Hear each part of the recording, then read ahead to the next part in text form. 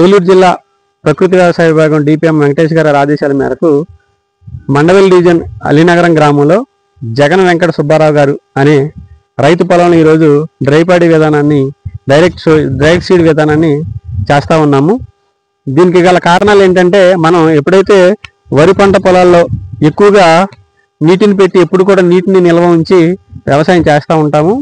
దీనివల్ల ఆక్సిజన్ అనేది నీటిలో ఉండకుండా పోతా ఉంది. తర్వాత ఆక్సిజన్ అనేది ఉండకపోవడం వల్ల నైట్రస్ ఆక్సైడ్ మరియు మిథేన్ గ్రీన్ హౌసెస్ గ్యాస్ అనేవి ఏర్పడుతూ ఉంటాయి వాతావరణంలో.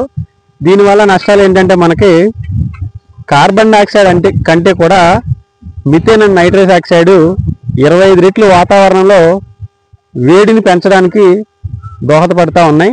వీటిని తగ్గించడం కోసం ఆ డిపిఎం గారి ఆదేశాల మేరకు డ్రై ప్యాడీ విధానాన్ని ఈ అలీనగరం గ్రామంలో ఒక మోడల్గా ఈరోజు గ్రౌండింగ్ చేయడం జరుగుతుంది. ముందుగా ఈ విత్తనాలని తీసుకుని బీజామృతంతో విత్తన శుద్ధి చేయడం జరిగింది. విత్తన శుద్ధి చేసిన తర్వాత ఇప్పుడు ఈ విత్తనాలు పెట్టిన తర్వాత 5 రకాలు పప్పు జాతి గింజలను దీంట్లో కూడా జల్లడం జరుగుతుంది.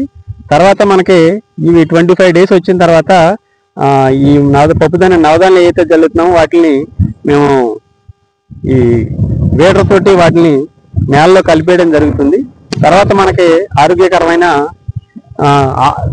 ఆరుతడులు ఇచ్చుకుంటూ ఆరోగ్యకరమైన వరి పంటనైతే మనం చూడగలడానికి అవకాశం ఉంటుంది.